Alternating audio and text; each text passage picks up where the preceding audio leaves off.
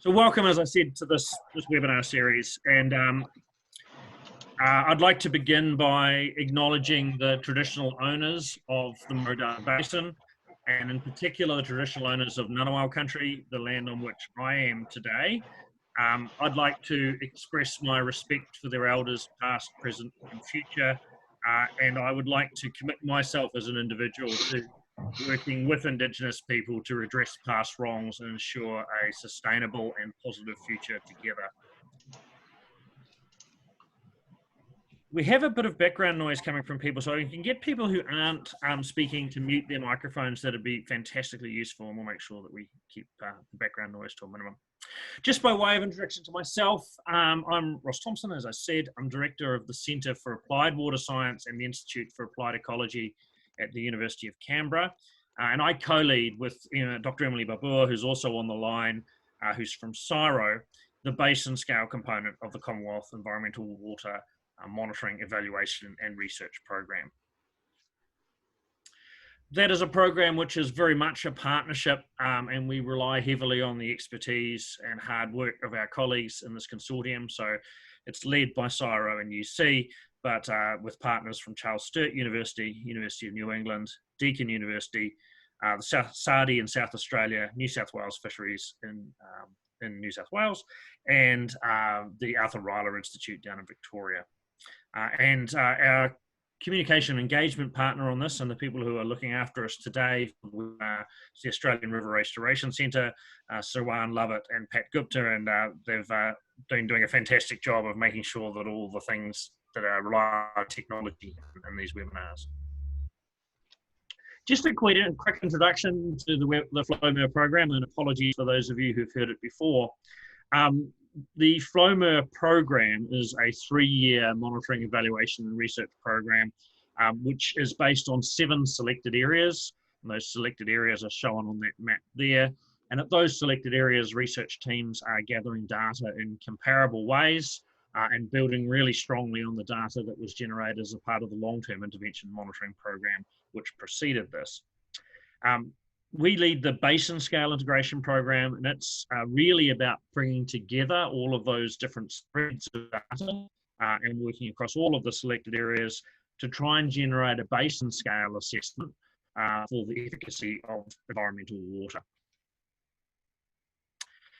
There are 2 main components to Flow-MER. One of those essentially draws heavily on the UCA program, the Environmental Water Knowledge and Research Program, which finished in the middle of last year. So that research component commenced in March 2019. And so most of the presentations you've heard to date have come from the research side. The evaluation component, which draws heavily on the LTIM program, only commenced in July this year.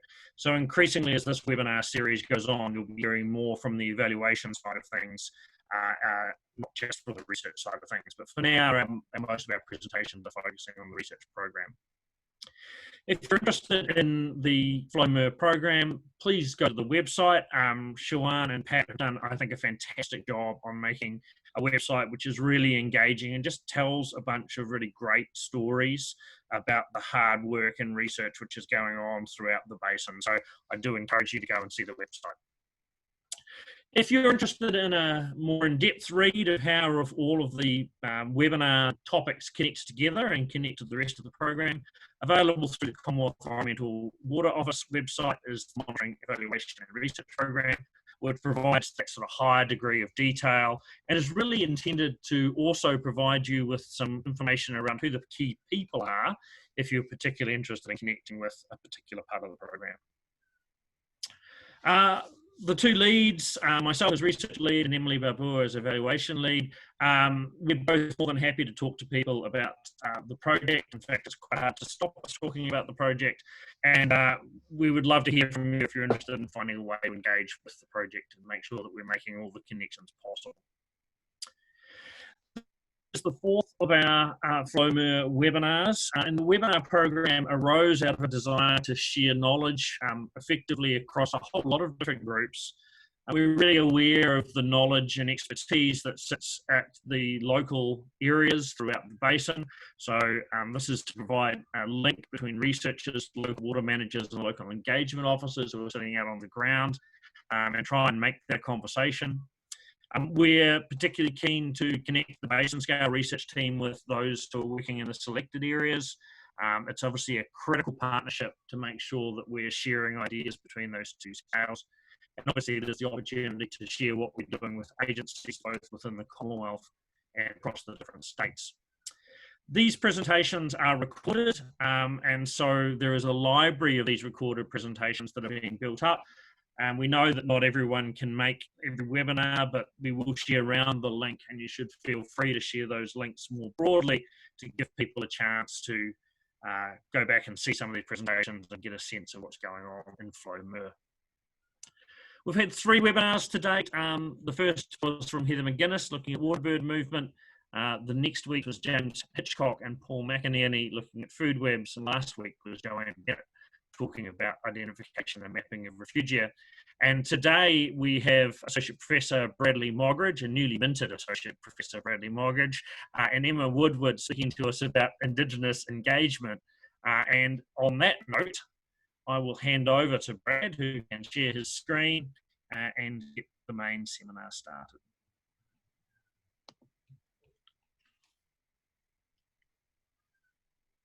Looks like you were trying to hide under the desk there for a second there, Brad.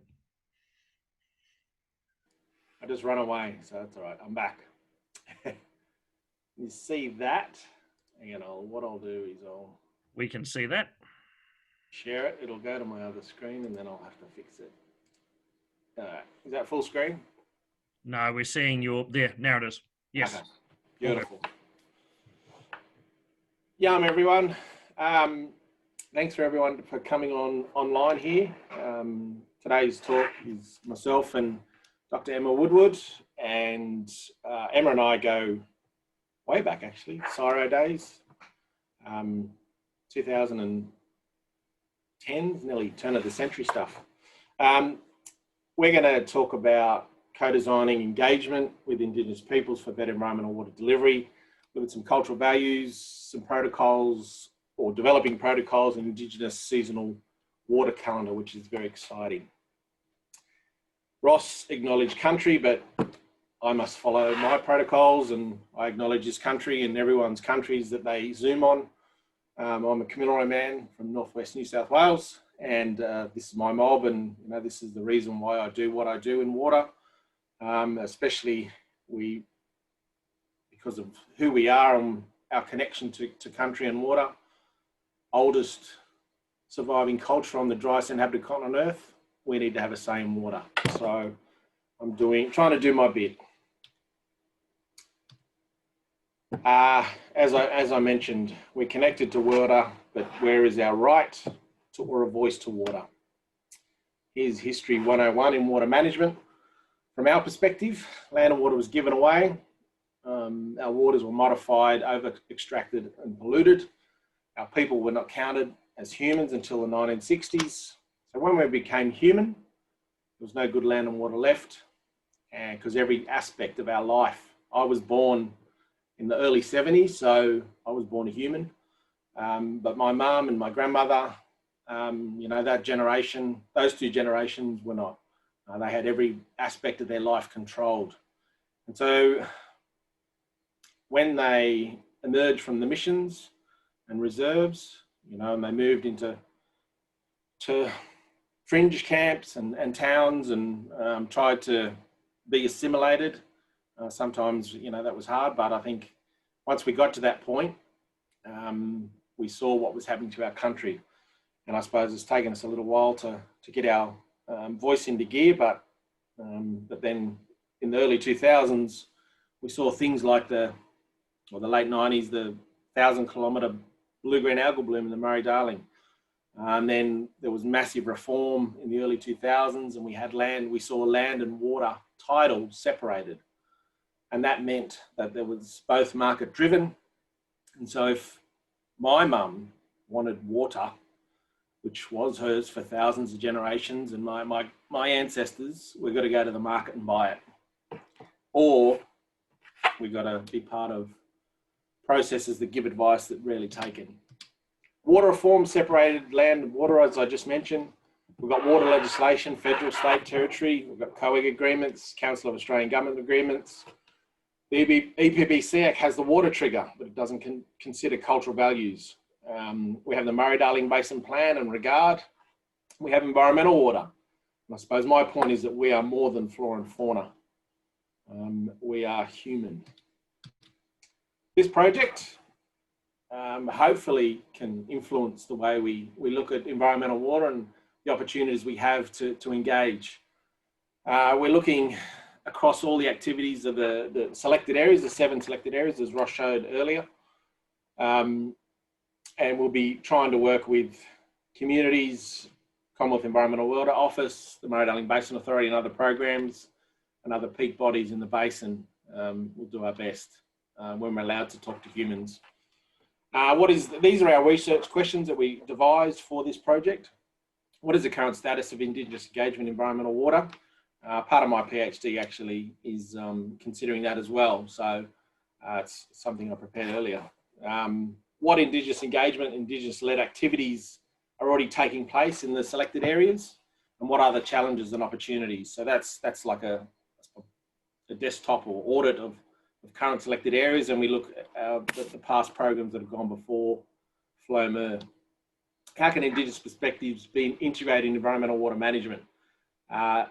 This point where we decided to choose, how conveniently, Kamilaroi country and the Guida selected area, which is on my country.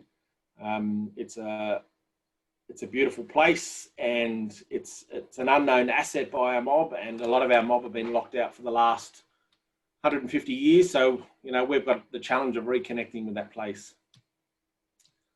This is where it's situated, up in north, well, in the north of New South Wales, just below there, the Queensland border. You can just sort of dashed on the Guida River. And these are some of the places that sit on the Guida wetlands, some of the rivers, the Guida River, Gingham Channel, and you've got places like the Bunnell, where the bird hide is, and Munwonga, which is actually in Aboriginal ownership, which is cool. Mungandai Aboriginal Land Council, Yarral, Munwonga, as I mentioned earlier, Gingham Gorge, and Kurragundi, which has a significant meaning in Kamilaroi. So Gundy is a house, and Kurra is an important person in our stories. Some of the aims we're trying to achieve is a brief historical timeline on key cultural, biophysical, legislative events and Indigenous engagement in water management. This is just a sneak peek. So 65,000 years before Cook, we had Biami creating Kamilaroi country, the best country around. I'm not biased at all. We had 1788, we had colonisation. We all know what happened there. And then, you know, just moving through the time, especially in the water, and then events, you know, the blue-green algal bloom and the Murray River agreements, droughts, millennium droughts, you know, native title, Mabo decision.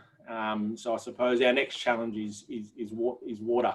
You know, the term aqua nullius comes to mind. A narrative which provides high-level description of Indigenous perspectives on water management. Collation of engagement protocols. So every mob is different. And those approaches across those 7 selected areas, you know, I suppose those protocols need to be flexible enough and adaptable enough to those local mobs. And ultimately, all those mobs will do business differently. And we're not all the same. You can't put us in the same basket. And I suppose that's the flexibility of those protocols that can be adapted. A detailed case study, as I mentioned before, looking at Kamilaroi country and the Guida selected area. The case study will workshop options and avenues. It's going to be a challenge with COVID, as you can all understand. You know, University of Canberra, we're very sensitive to that, and you know, if you know us researchers going to remote Aboriginal communities or communities in general in regional areas, and just, you know, if anything got out, then that's just not good. So I suppose it's care needs to be taken, and once we get approvals and things settle down and that curve is flat, we can get out and talk to the mob again. Planning on co-developing and trialing Indigenous seasonal water calendar. And this is really exciting. Emma will talk about that very soon, but it's really about engaging the mob and seeing what knowledge they would like to put into this calendar, and what indicators are out there and what values are out there that can determine the right time to water. Engage with a broader national agenda around Indigenous reconciliation. Closing the Gap has water targets now, so that's something we also need to consider as well. And then also we have the National Water Initiative refresh that's happening, and anything that's happening around natural resource management.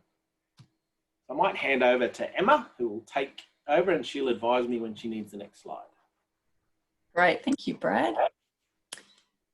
So we're proposing to support the development of an Indigenous seasonal water calendar as a component of the Indigenous engagement work, and then further test its use as a tool for facilitating the articulation of Indigenous values and interests into water management.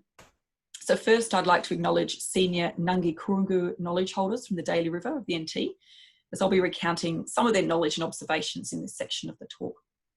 So an Indigenous seasonal calendar is essentially a highly engaging communication tool. You've got a couple of snapshots there on the screen in front of you. The calendars seek to facilitate the bringing together of Indigenous knowledge about a specific region or place, with attention to both the spatial and temporal elements of that connection to place. That is, Indigenous values, interests and cultural attachment, in this instance to water flows in the Woodward selected area, will be documented on an annual seasonal cycle template. And synthesising that knowledge and bringing it together in one place allows the reader to engage with it, but also build an appreciation for what is important about that place and the timing of water flows to its traditional owners. So we've previously engaged with traditional owners around the seasonal calendar methodology within an environmental planning and management context in over a dozen locations around Australia. And we found the tool to be particularly useful at managing highly interconnected observations and understanding of country. Indigenous worldviews and knowledge systems are holistic, everything is interconnected. And this form of knowledge representation is a good start at answering to that complexity. So I'll just provide some examples from another seasonal calendar that I've been involved in the co-production of. I'm going to touch on the process, the content, and some applications of the tool beyond the project. So the one you see there on the screen is the Nungi Seasons calendar. It was the first calendar we created as part of a Tropical Rivers and Coastal Knowledge funded project that sought to make explicit the relationship between Indigenous social and economic values of water in the Daly River and the flows. So we were interested in identifying the uses and values of the river, key species of interest, and after some time documenting oral histories and ethnographic information with key knowledge holders, we came up with this idea of creating a calendar of resource use for the Daly River. And this was fantastic because it clearly pointed to the flow requirements that would need to be investigated to support the ongoing harvesting of specific aquatic species through the annual cycle. So you might notice there, in contrast to the Gregorian calendar, which follows preset calendar dates for months and seasons, the Nungi seasons, of which there are at least 13, are defined by one or more indicative events. Now this heralds the arrival of a new season. So these events or seasonal indicators can be a combination of ecological, meteorological or metaphysical observations. And for knowledgeable people in that region, these key events indicate the availability of specific food resources. So in the Nungi calendar, 8 of the 13 Indigenous seasons follows the life cycle stages of the local speargrass, sorghum intrans, and therefore they're directly correlated to annual variability in rainfall. So for example, during the season known as Nungawe, which translates to mirage, it's very hot and humid, there's no rain. Mirages can be seen during the day and the ghost scum bark starts peeling, letting you know sharks are fat in the river. The river is really low now, and the depth of the river indicates it's a good hunting time for stingray and sawfish. Then following the first rains of the wet season, speargrass seeds begin to germinate, and then people know that the bush potato is available for gathering. Later, the appearance of dragonflies heralds the beginning of the dry season, tells people it's a good time for barramundi fishing. Then shortly after, the northwesterly sea breeze begins to blow. It's known as a peaceful wind that brings good fishing. The flowering of the red kapok indicates it's time to collect freshwater crocodile eggs. And in the following season, but once the pods of the same tree turn brown and crack, the crocodile eggs are also said to be hatching, and the collection season has finished. Next slide, please, Brad. So this highly visual tool clearly reveals what people are hunting, fishing and harvesting at different times of the year, but also the state of the corresponding habitats or aquatic systems that support these key species, and the interrelationships between the meteorological, the hydrological and the phenological phenomena and people's activities and actions within the aquatic system.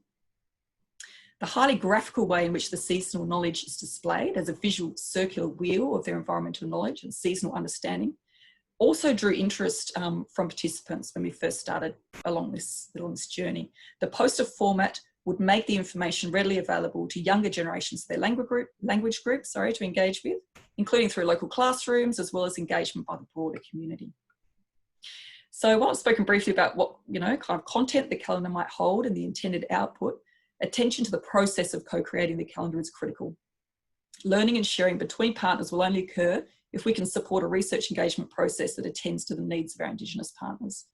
So in the past, we've found that longer and more open timeframes for the calendar development allowed a more meaningful Indigenous-driven process. And this is essential given that we'll be working nearly entirely with Indigenous cultural and intellectual property. And we'll look to our Indigenous partners to guide the pace of development as people become more comfortable and confident with sharing information. This approach ensures that there'll be a mutually beneficial outcome. Key lessons learned from the co-production of Indigenous seasonal calendars in other places around Australia include the importance of trust and relationship building. We're lucky that Brad already has those really strong connections in the catchment, and he'll be really leading those discussions. Place-based engagement and learning, yarning on country, research and institutional flexibility. We have to be able to respond to the interests of traditional owners, specifically in this context. And the diverse, and also, the diverse and often unimagined benefits and uses that the seasonal calendar have had beyond the completion of the project. Next slide, please, Brad. So I'm just going to provide a few examples of what I mean there. So a few pictures here of how the seasonal calendars have acted to have impact far beyond the immediate community and beyond its original intent. So many of those 12 calendars we've created to date were done within a water planning and management context.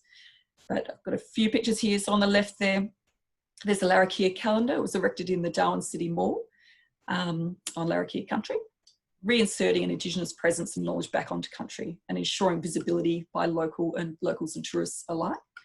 On the other side there, there's a significant installation on Indigenous seasonal knowledge at Questacon, which is a science engagement centre open to the public in Canberra and a focal point for school excursions. So providing opportunity for the broader public to engage with Indigenous water knowledge. And one of my favourite photos there of young children down the bottom in Nayu community in the Daly River. They're engaging with the Nungi calendar, which was printed on an all-weather rotating aluminium frame and erected at the Arts Centre. Attracts a lot of engagement by locals and tourists alike. And pretty soon I've just got a request to have this calendar also to be published in a Wiley book for Year 9 students to learn about Indigenous knowledge and engagement with water. So just reiterating that the calendars are highly engaging communication tools that deliver multiple mutually beneficial outcomes. And this makes them appealing to TOs and to partners alike. And this component of the intended work will seek to frame knowledge in new ways to create an opportunity to integrate the social, ecological and cultural knowledge of an aquatic system in one place. And it's intended that this new framing will create an opportunity to work with e-water managers to explore how this new form of knowledge can be actioned in a management context. Thanks, Brad. Thanks, Emma. Oh, that's exciting. Can't wait to get out on country and do some of this stuff. So some of our reports, and I think I'll also reflect on some of what Emma said around some of the values that she talked about and how they can, in their water dependency, how we can look at that in the environmental water context. So we're looking at a guide to share and build understanding of current Indigenous engagement across the selected areas, report to inform and advise managers and policymakers on issues surrounding Indigenous engagement in water. There are a few sources out there already, but I think this one will be very specific, and I think hopefully it'll get some use once we get there. And then obviously a summary of engagement of workshops and activities on country to develop a detailed case study, as I mentioned, is on the guide. We will identify immediate opportunities. So these are the easy wins that we can identify and actually get things out as fast as we can. We'll or as I mentioned earlier, you know, under COVID, once that happens, you know, there'll be great opportunities there. There's already some selected areas that are doing fantastic stuff on country, and you know, there's quarterly newsletters that come out, not exposing, expose, promoting those great initiatives. So keep an eye out for those. If you're not on there, you can register. Now these are just some of the places I get to visit. This is the Gingham Waterhole. I've sort of taken a photo point. You know, I wanted to see it at its driest, and this was before a watering event. And you can actually, you know, you see everything's browned off. That tree was already dead, so that part of the drought never killed that one.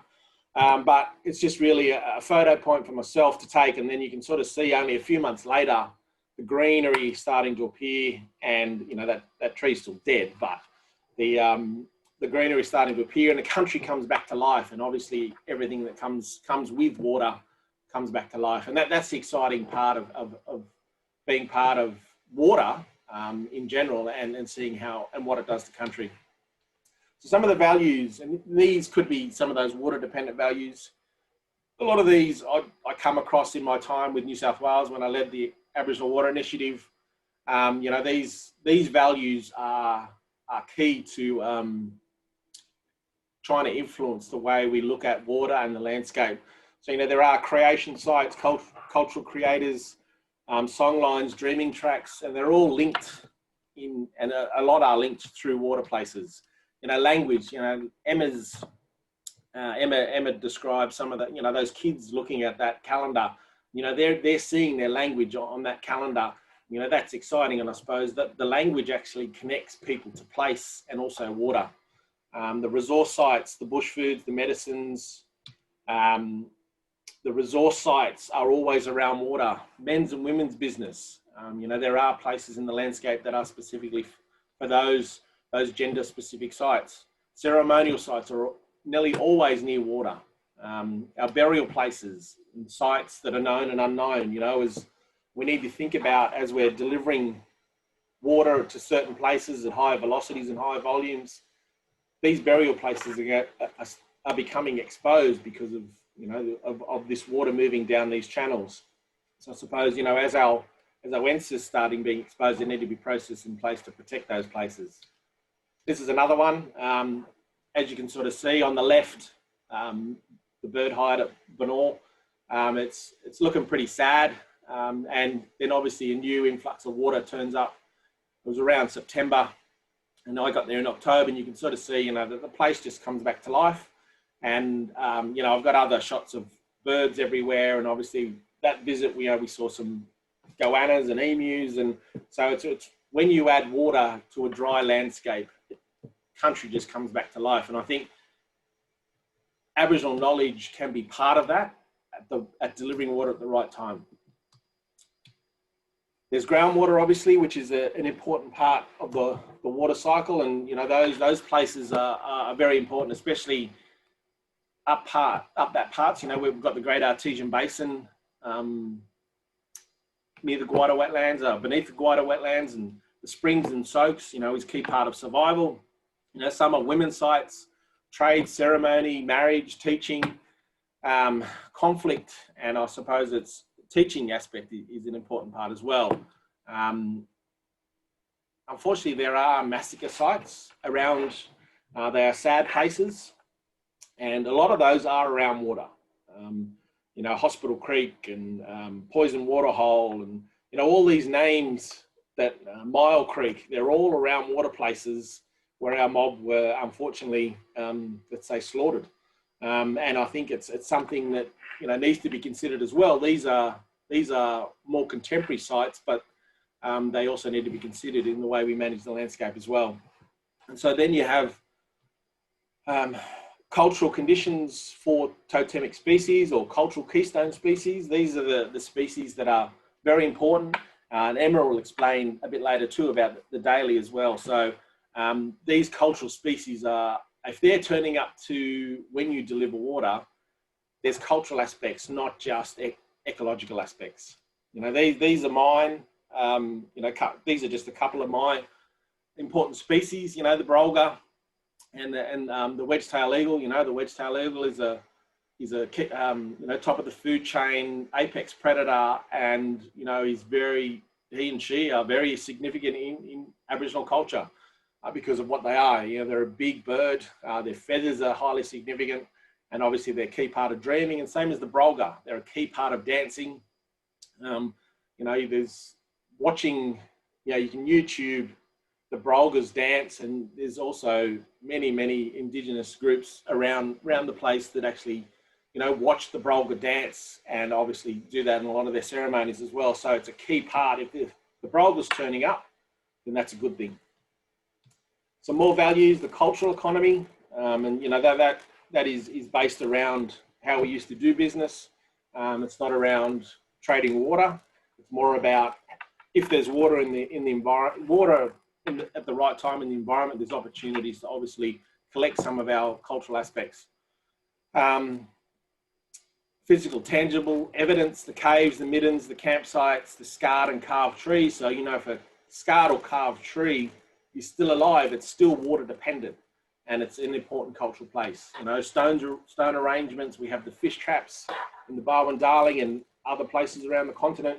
Also the eel traps, you know, you got the significant ones, not in our country, but obviously the Gundish Mara, which was recently recognised by United Nations. Tribal boundaries are a part of our river systems as well. And obviously the seasonal indicators are important to identify the health of country and water.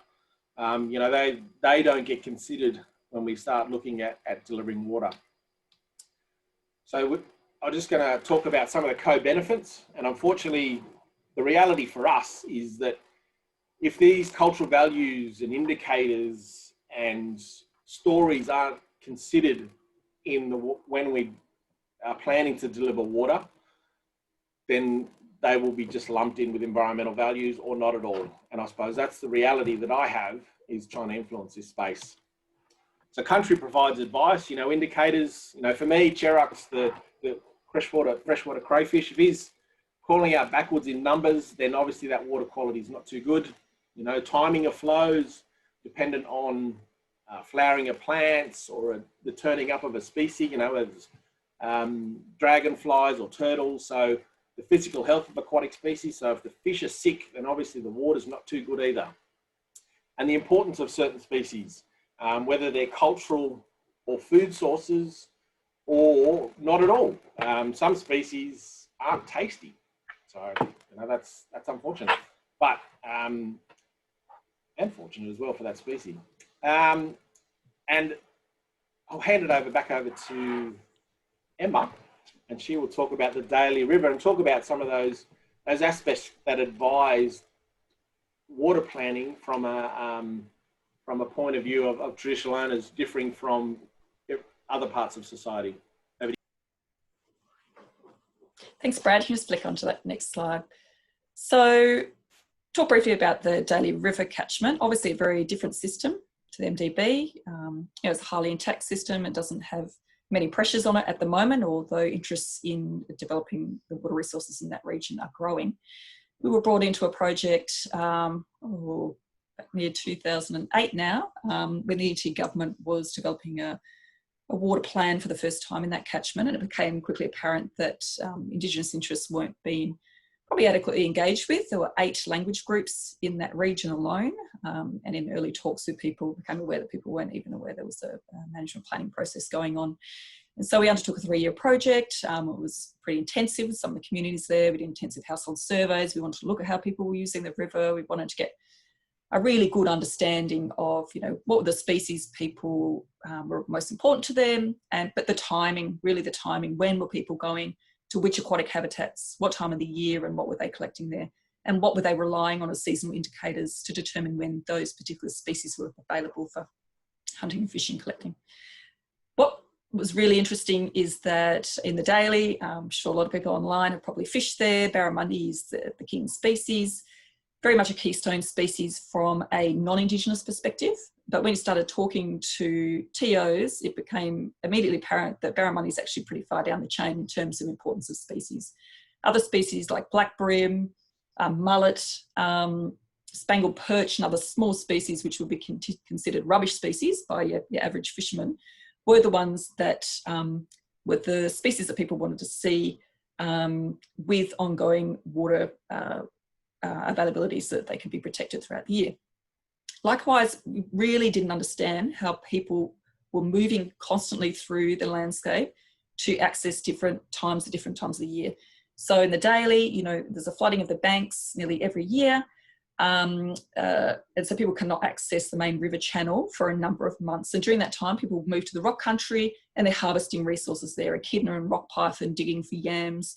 And then as soon as the water subsides, they're back in the main river channel.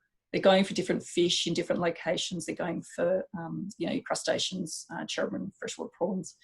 And then at the end of the dry season, you know, as soon as there's that perfect timing, that perfect moment, people realise, okay, those billabongs now of a low enough level, we can get out now in the muddy margins of billabongs, and you can see there some pictures of people going for long-necked turtle, highly prized species, as well as magpie goose eggs, and collecting there the water lilies. So getting a better sense of how people were using the landscape, but in particular, you know, the importance of timing, not necessarily an amount of water was required, but that timing of the water use.